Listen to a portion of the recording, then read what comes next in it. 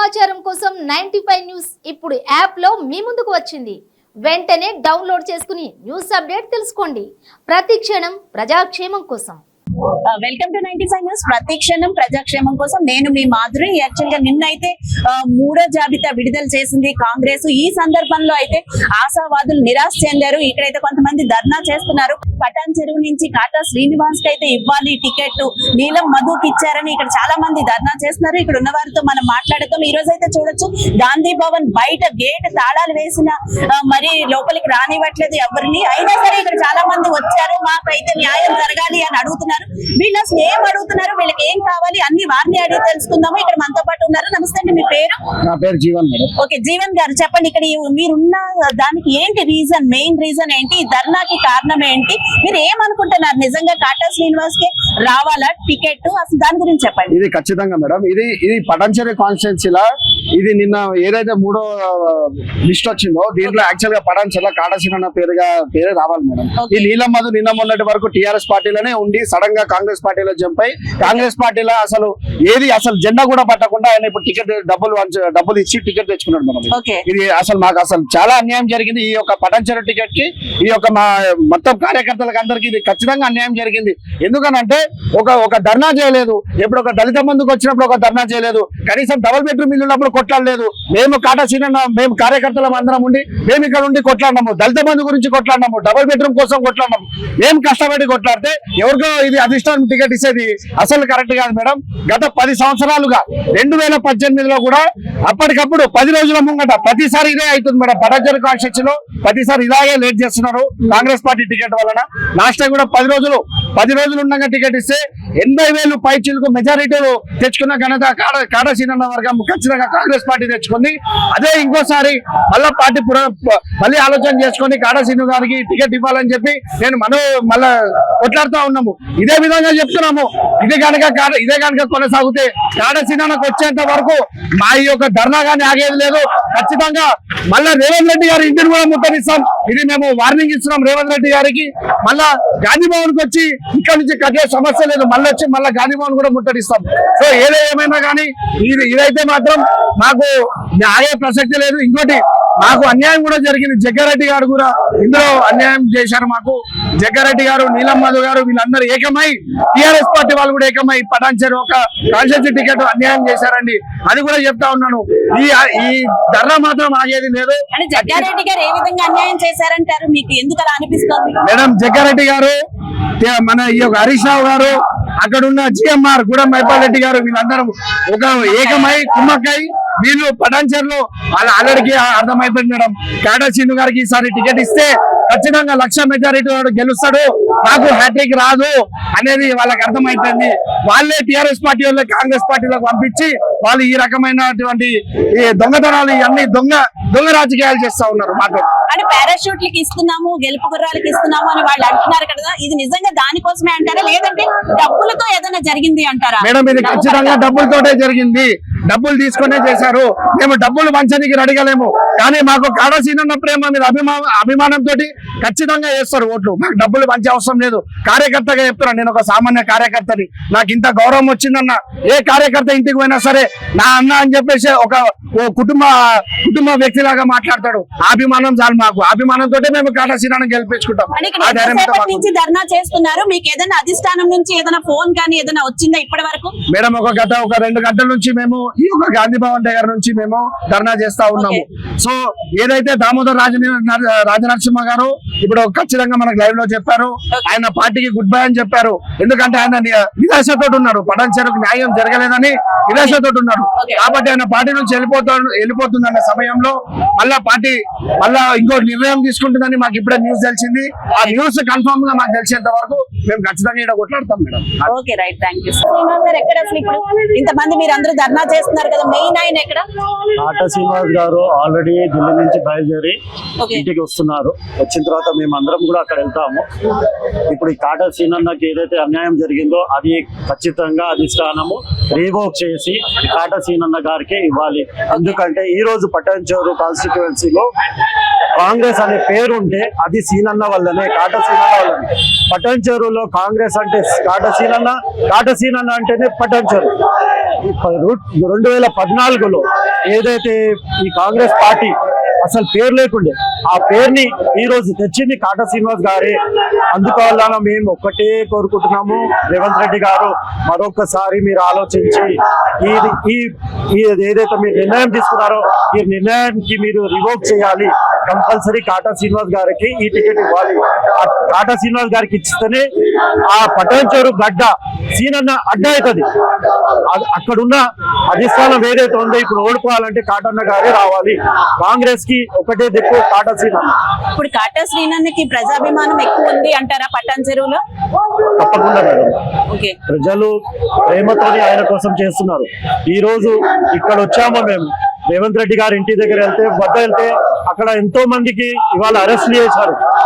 మా ఎన్నో అనుచరులు ఆల్రెడీ పోలీస్ స్టేషన్ లో లాకప్ లో ఉన్నారు. వాళ్ళందరూ ఇదే కోరుకుంటున్నారు, కాటన్న గారికి ఈ టికెట్ రావాలని.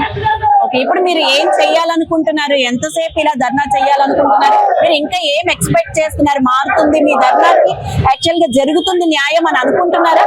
మాకు 100% హోప్స్ ఉన్నాయి మేడం. మా కాటన్న గారికి ఈ సీట్ ఇస్తారని. రివో కంపల్సరీ అవుతుంది. ఇక్కడ మేము ధర్నా మీద కూర్చుని ఉన్నాము. ఎప్పటివరకైతే బీఫామ్ కాటన్న చేతికి రాదు మేము ఇక్కడి నుంచి కదిలే ప్రసక్తే లేదు. Okay, right, thank you sir. ఇక్కడైతే మనం చూడొచ్చు.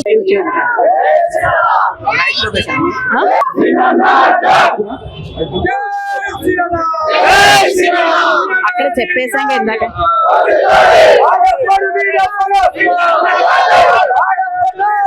లేడీ తీసుకుందాం.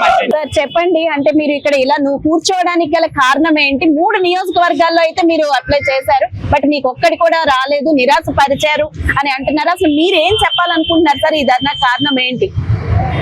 నేను ధర్నా చేయట్లేదు, అమరనాథ్. ఇంత సీరియస్ నిర్ణయం తీసుకోవడానికి 2 కారణాలు ఉన్నాయి. ఓకే, ఒకటి, గత 10 సంవత్సరాలుగా నేను కాంగ్రెస్ పార్టీ కోసం నిరంతరం పనిచేస్తా ఉన్నాను. ఓకే, మీ అందరికీ తెలుసు, తెలంగాణలో ఉన్నటువంటి కాంగ్రెస్ పార్టీ కార్యకర్తల గురించి.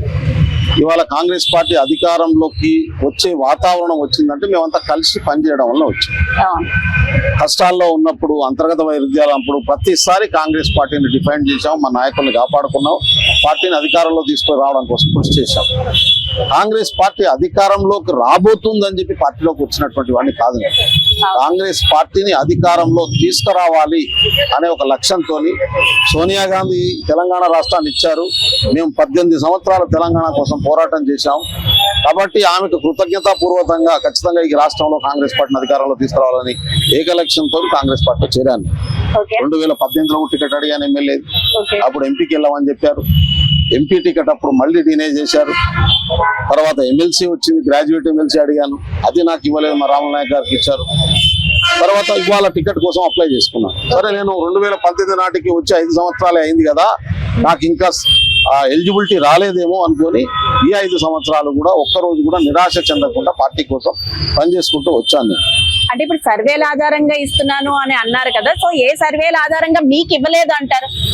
ఆ పారామీటర్ ఏందో నాకు తెలియదమ్మా.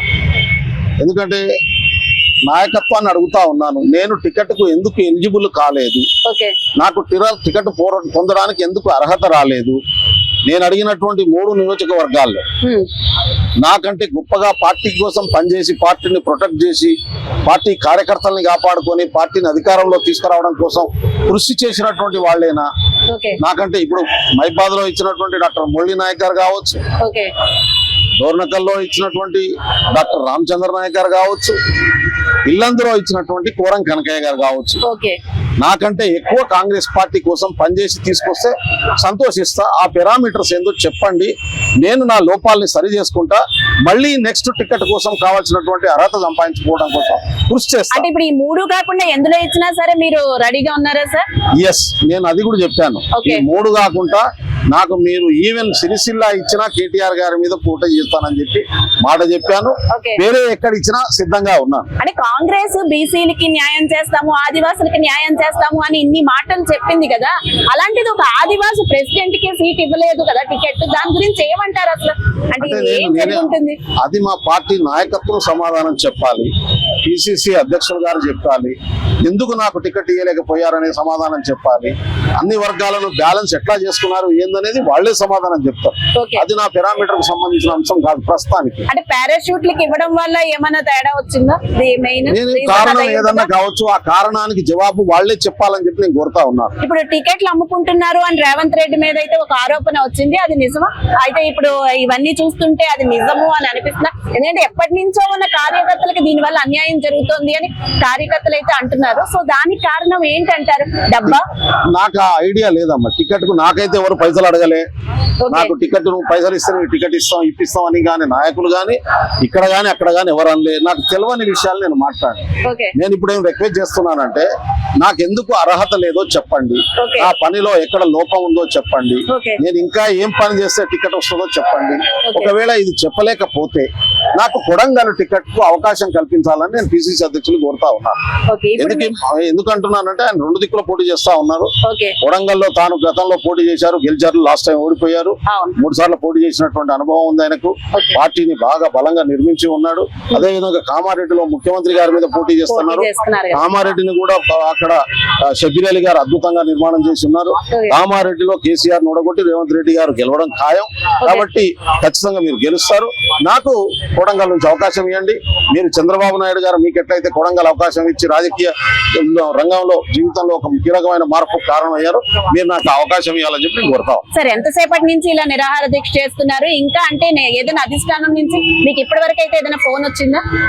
నా దగ్గర ఫోన్ లేదమ్మా, తీసేసిన నేను ఇక్కడే కూర్చుంటా. ఓకే. నాకు జవాబన్న కావాలి, లేకుంటే నా శవమన్న పోవాలి, వేరే మార్గం లేదు మనకు.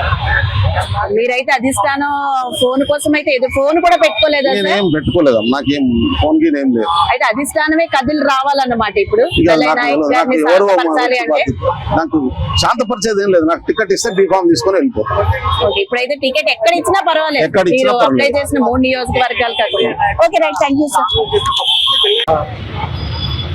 గాంధీ భవన్ ఎదుటైతే మనం చూడొచ్చు, చాలా ఉద్రిక్తత వాతావరణం నెలకొంది. ఇక్కడైతే మనం చూడొచ్చు చాలా మందిని ఇప్పుడు కాటా శ్రీనివాస్ కోసం ఇక్కడ ధర్నా చేస్తున్న వారి అందరినీ కూడా పోలీసులు అయితే వచ్చి వ్యాన్ ఎక్కించి తీసుకొని వెళ్లారు. అలాగే బెల్లయ్య నాయక్ నాకు ఏ నియోజకవర్గంలో ఇచ్చినా పర్వాలేదు, నేను కాంగ్రెస్ కోసం చాలా చేశాను, నాకు అయితే కాంగ్రెస్ సీట్ ఇవ్వలేదు, టికెట్ ఇవ్వలేదు, నాకు ఇప్పుడైనా సరే కాంగ్రెస్ న్యాయం చేయాలి అని బెల్లయ్య నాయక్ గారు అంటున్నారు. సో వారిని కూడా నిరాహార దీక్ష మాన్పించి పోలీసులు అయితే వ్యాన్ లోకి ఎక్కించారు. అలాగే ఇక్కడ కాటన్ శ్రీనివాస్ కోసం చాలా మంది వచ్చారు.